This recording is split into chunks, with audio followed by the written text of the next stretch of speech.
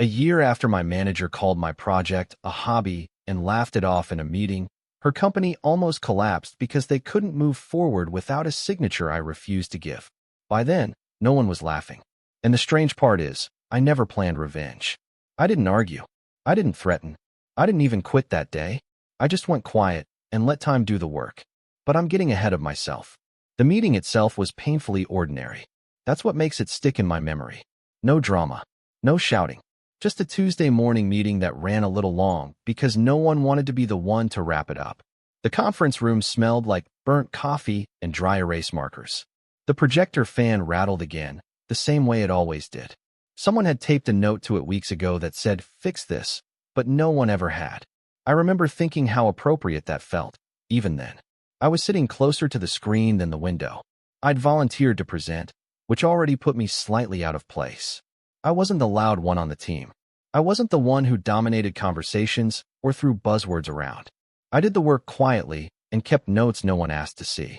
I'd been working on the idea for months. Mostly late at night, after dinner, after emails stopped coming in. Not because anyone assigned it to me, but because once I saw the flaw in how we were operating, I couldn't unsee it. The inefficiencies weren't dramatic. They didn't look exciting on slides. But they were bleeding money slowly, consistently. I wasn't pitching a miracle. I was pitching a fix. When my turn came, I stood up a little too fast and bumped the chair behind me. Someone smiled. Not cruelly. Just amused, like I'd disrupted a rhythm I wasn't meant to touch. I apologized out of habit and started explaining. I walked them through the logic step by step. Where costs leaked. Why scaling was becoming harder each quarter. What would happen if we restructured instead of layering yet another workaround on top of something already broken? I avoided jargon on purpose. I thought clarity would help. About halfway through, I could feel the room drifting.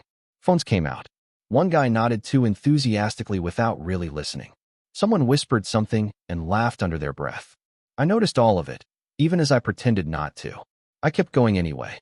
When I finished, there was a pause. Not the dramatic kind. Just an empty pocket of silence. Then she spoke. She was my manager. Had been for about a year. Sharp dresser. Confident voice. Very good at sounding decisive. She leaned back in her chair, crossed her arms, and smiled like she was being generous with her patience. "That's interesting," she said. "But honestly, this feels more like a side project.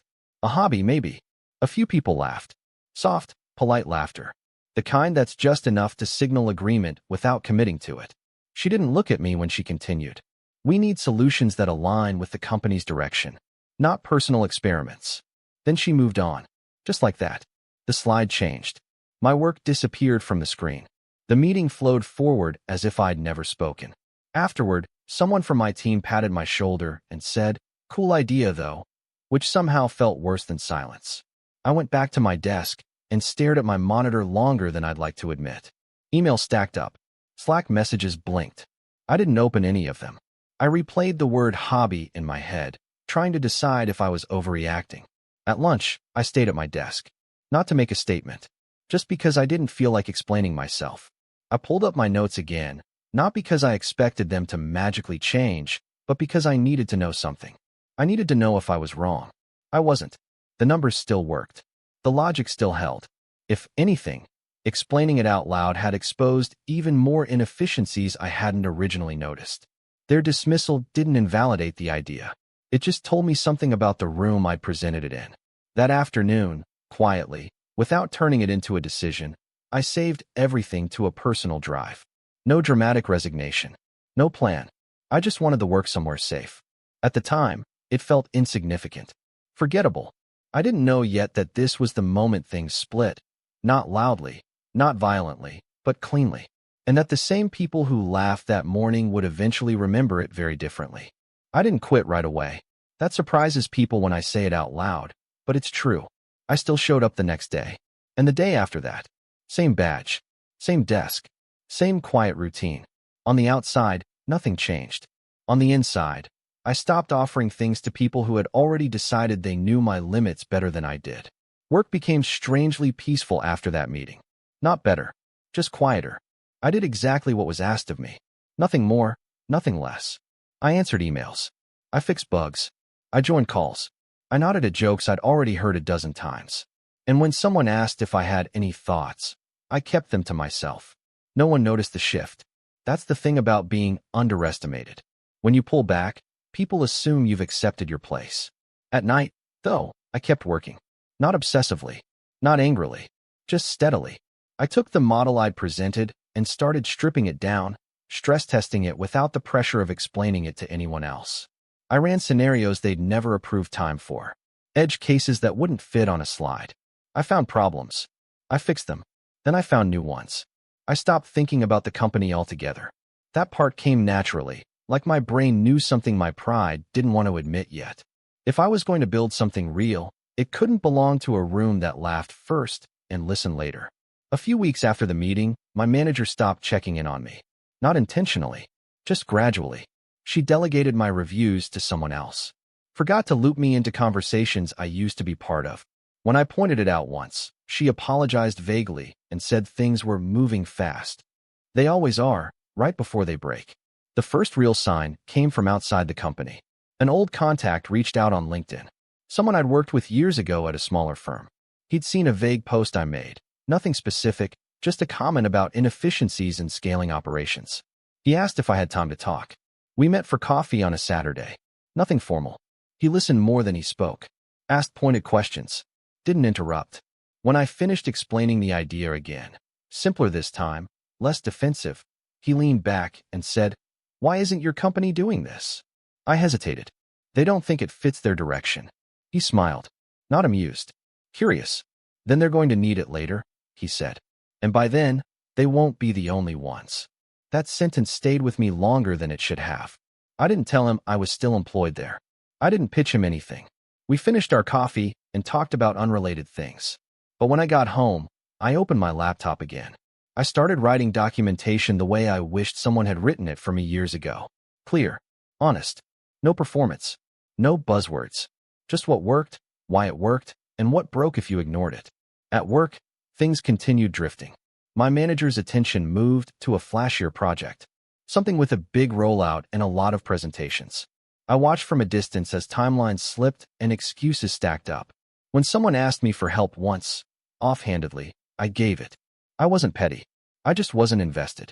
One afternoon, during a quarterly update, she referenced an internal initiative that sounded uncomfortably close to my original idea. Not the same. Not even implemented correctly. Just the surface-level concept, stripped of the parts that actually mattered. People nodded. She looked pleased. I didn't say anything. That night, I realized something uncomfortable. They hadn't rejected the idea because it was bad. They'd rejected it because it came from me. Once I saw that clearly, something shifted. I stopped trying to prove anything. The side work became the main work. The job became what paid the bills while I finished something that felt complete. Not perfect, just honest. 6 months after that meeting, I handed in my resignation. No speech, no confrontation, just a letter and 2 weeks' notice. My manager looked surprised, then relieved, like she'd already moved on mentally and was glad I was making it official. "You sure?" she asked. "You've been quiet lately." I nodded. "I think I need to try something else." She smiled politely. "Good luck." I meant it when I said thank you. 3 months later, the first contract came in. Then the second. Then a third that made me sit down and reread the email twice because I thought I'd misunderstood the number. I still didn't think about my old company much. Not out of discipline. Just because momentum has a way of narrowing your focus. Until the day my phone rang. Unknown number. I almost didn't answer. When I did, the voice on the other end was careful. Measured. "This is going to sound strange," the woman said. "But we were told you're the only one who understands a system we're trying to replace." I didn't ask who we was. I already knew. I didn't say their name when the woman on the phone paused, waiting for me to respond. I didn't need to. There was only one company that would be calling me with that kind of hesitation, that mix of professional distance and quiet urgency. I said. "What exactly are you trying to replace?" She exhaled, like she'd been holding that breath since the call connected. "Our core workflow infrastructure. The current system isn't scaling the way we were promised, and we're running out of time." I leaned back in my chair and looked at the wall opposite my desk. It was bare except for a small crack near the ceiling I kept meaning to fix. Funny how obvious flaws become once you stop pretending they're not there. "Who referred you?" I asked. There was a pause. A careful one. Your former manager, she said. She said you'd understand the problem better than anyone. That almost made me laugh. Almost. We scheduled a call for later that week. No commitments. Just a conversation. When I hung up, I didn't feel vindicated or smug. Mostly, I felt tired. Not the kind of tired that comes from working too much, but the kind that comes from watching something you warned people about finally start to fail. The call was exactly what I expected. 6 people on the line. 2 of them talked too much. 1 stayed silent the entire time. My former manager was there, too. I could tell she was uncomfortable even before she spoke. Her voice had lost some of its confidence. She asked questions now instead of making statements. They described the problem in circles. Performance bottlenecks. Escalating costs. Clients threatening to walk. Every issue traced back to the same architectural flaw I tried to explain months ago. I listened without interrupting. When they finished, there was that familiar pause again. The one where someone expects you to fill the silence with reassurance. I didn't. Finally, my former manager cleared her throat. We were hoping you could consult. Help us stabilize things. Stabilize? I asked. Or rebuild? Another pause. Rebuild, she admitted. I nodded slowly, even though they couldn't see me. That's not a short-term fix. We understand, someone said quickly. Too quickly. I almost told them no right then. Not out of spite. Just because I knew what it would cost me in time, focus, and emotional energy. Working with people who once dismissed you isn't satisfying. It's exhausting. But I also knew something else. They didn't need me to explain the idea anymore. They needed permission. I'll need to review your current setup, I said. And I won't be working under your internal structure. What does that mean? Someone asked. It means, I said carefully, this wouldn't be consulting. This would be a separate engagement. On my terms. Silence again. We'll discuss internally, my former manager said. Of course they would. After the call, I went for a walk. No headphones. No phone. Just letting the noise drain out of my head. I thought about how strange it was that the same people who laughed at the idea now needed it badly enough to swallow their pride. But pride is easy to let go of when survival is on the line. 2 days later, they came back. They wanted a proposal. I sent one. Short. Clear. No inflated language. No promises I couldn't control. The number at the bottom was higher than anything I'd ever charged before. I stared at it for a long time before hitting send. They didn't negotiate. That should have felt good. Instead, it felt final. The contract arrived the next morning. I read every line slowly. There it was in clean legal language. My framework, my ownership, my signature required to proceed. I closed the document without signing. Not yet. I thought about the meeting again. The laughter. The word hobby.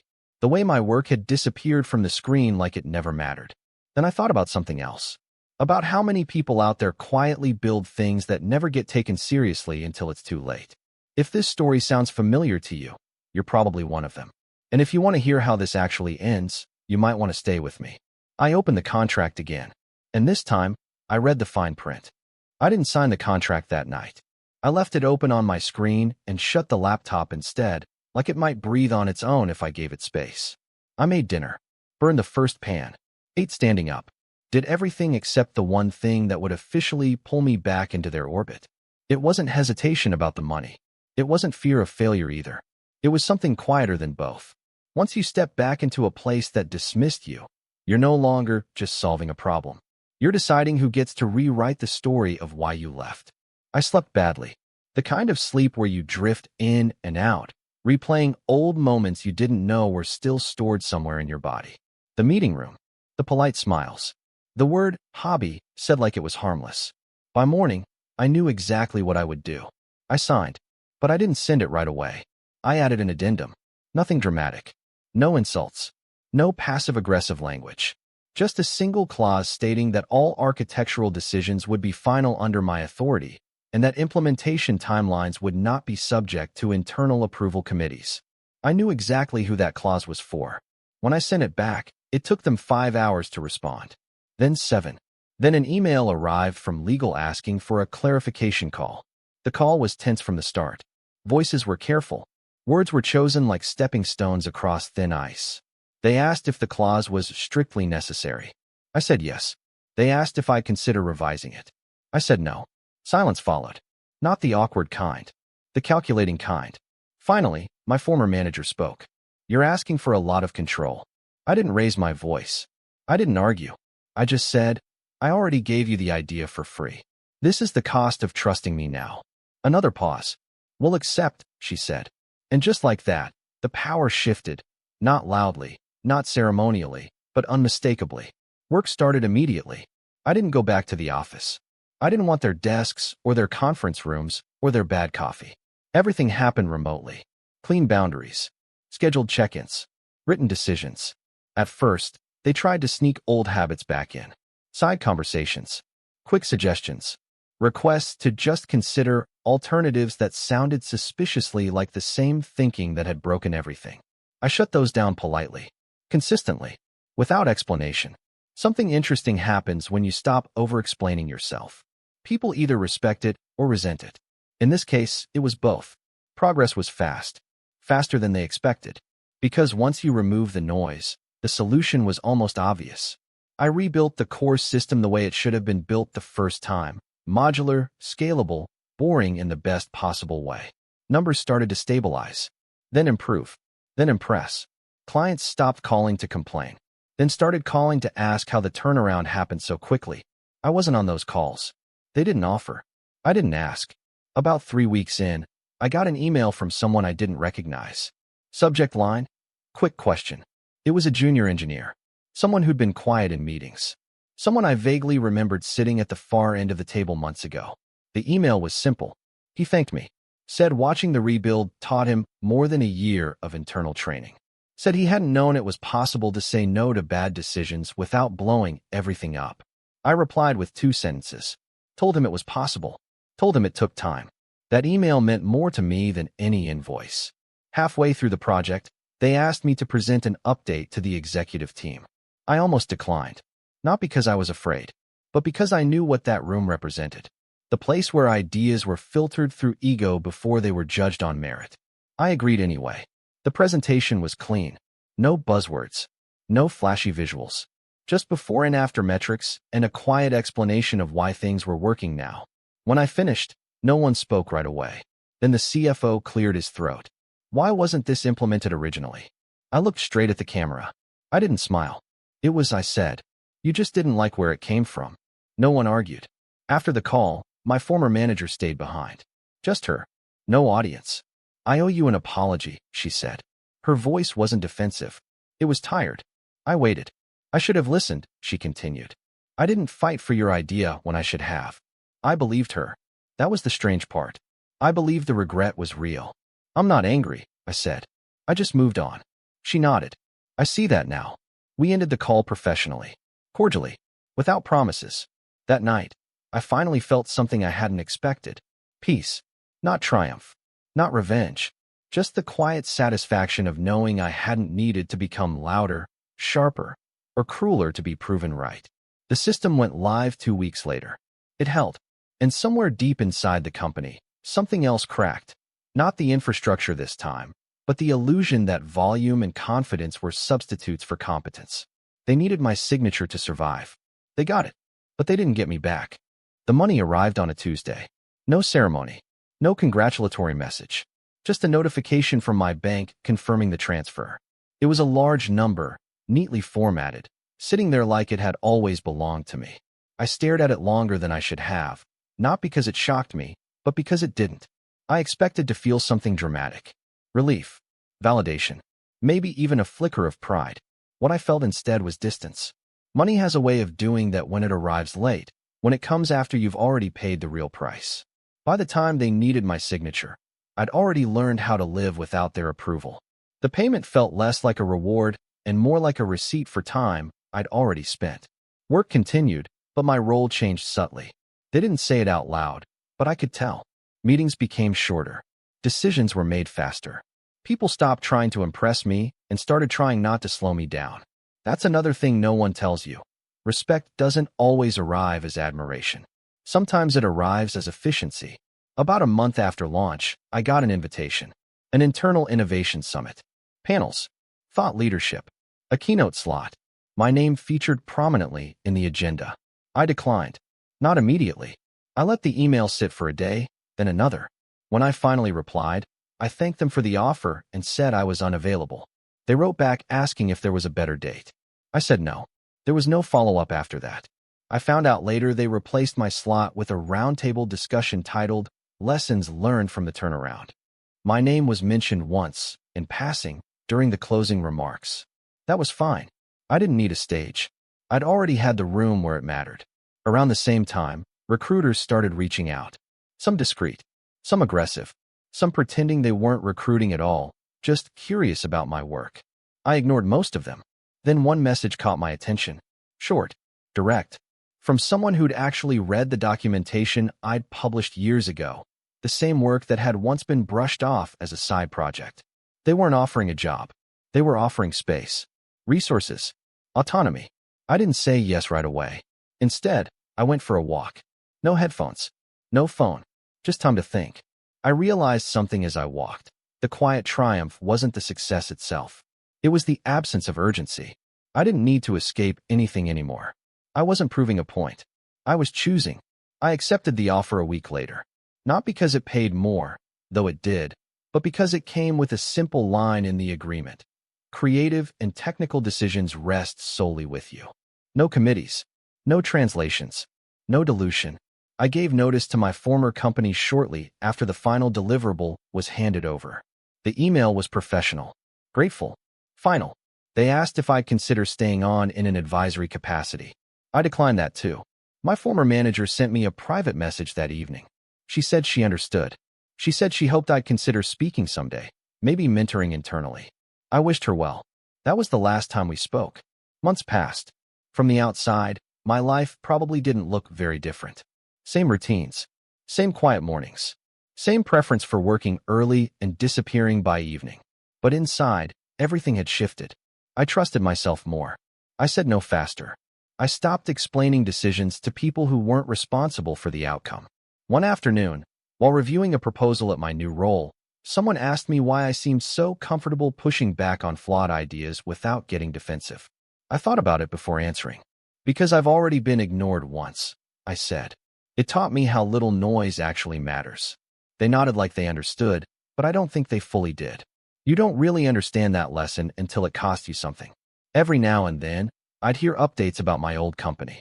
Nothing dramatic, just subtle shifts, leadership changes, a rebrand, quiet departures of people who'd been loud in meetings and thin on substance. The system I built was still there, doing its job long after I'd moved on. That, more than anything, felt like closure. One evening, months later, I got an email forwarded by accident. Someone had added the wrong address to a thread. It was internal, harmless. But there it was, written plainly by someone new. We should have listened to him earlier. I didn't reply. I didn't forward it back. I deleted it. Not out of bitterness. Out of completion.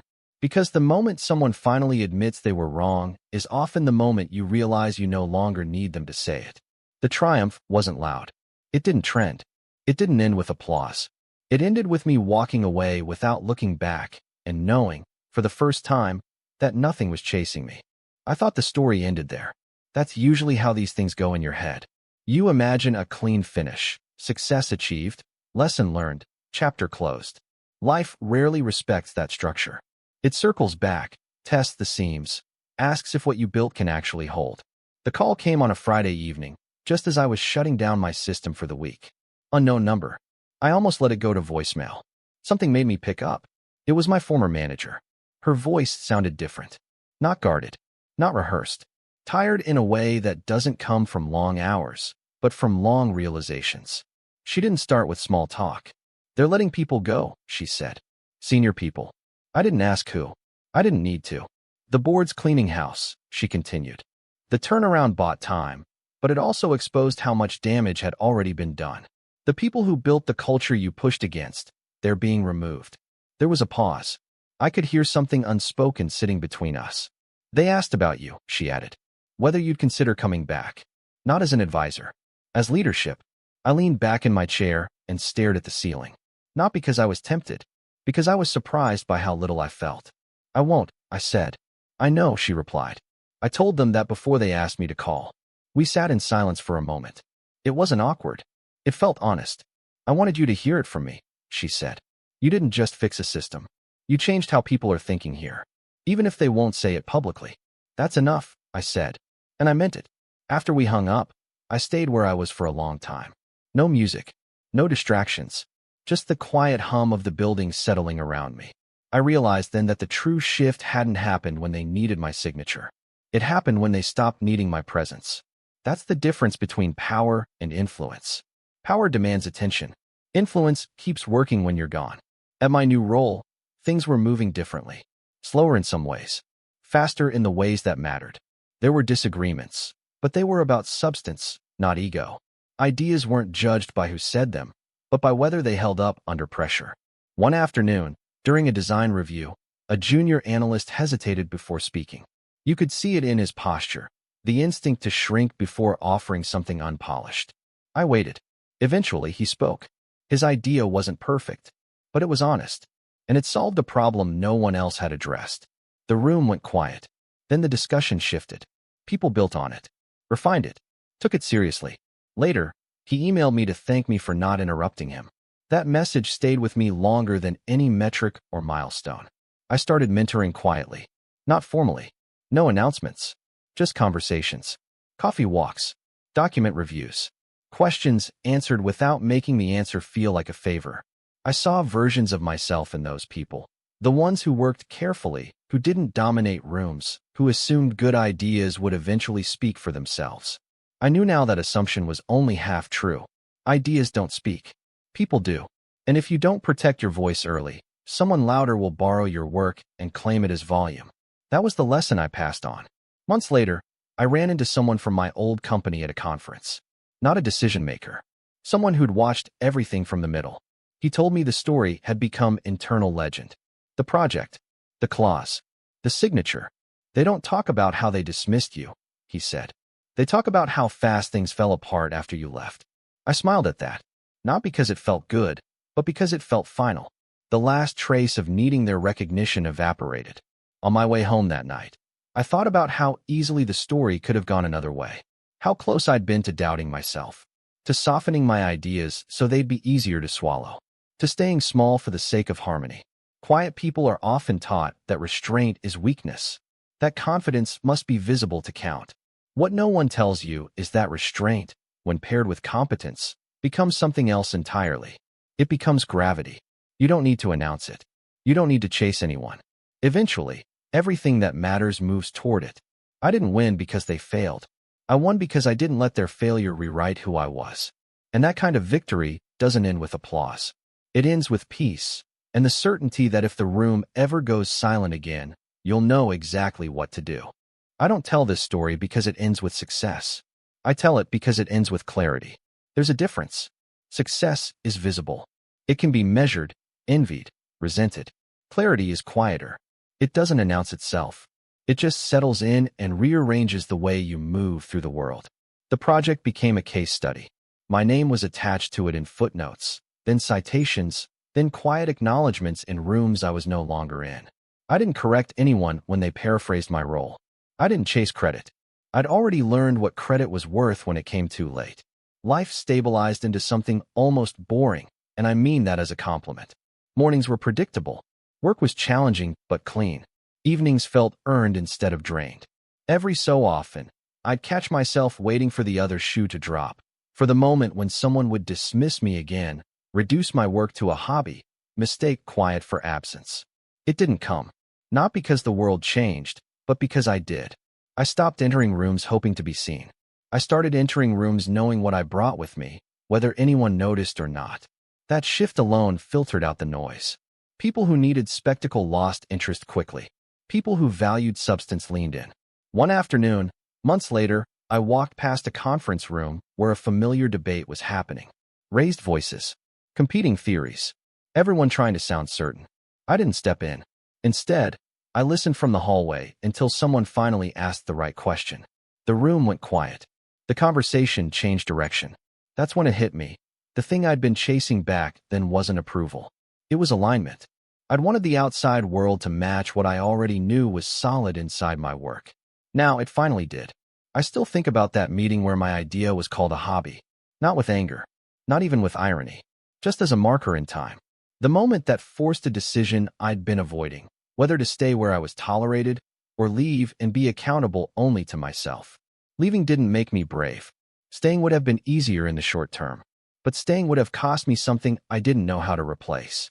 People ask me now how to know when it's time to walk away. I don't have a neat answer. I only know this. When you start shrinking your ideas before anyone else can, when you explain less and apologize more, when your work becomes something you defend instead of stand behind, that's usually the signal. Not to fight harder, to move differently. I don't believe in loud revenge arcs. I don't believe in proving people wrong by humiliating them. That kind of energy burns fast and leaves nothing usable behind. What lasts is competence paired with patience. Work that doesn't beg for attention. Decisions that don't need permission. And the quiet confidence of knowing that if your work is solid, the world will eventually have to meet it where it stands. I never went back to that company. I don't need to know how the story ended for them. My part in it was finished the moment I stopped needing the outcome. The real triumph wasn't that they needed my signature. It was that I no longer needed theirs. If this story resonated with you, if you've ever been underestimated, overlooked, or quietly dismissed, know this. You don't have to announce your value. You just have to protect it long enough for it to speak on its own. And if you want more stories like this, slow, grounded, and real, consider subscribing. I'll be here, telling the ones worth hearing. See you in the next one.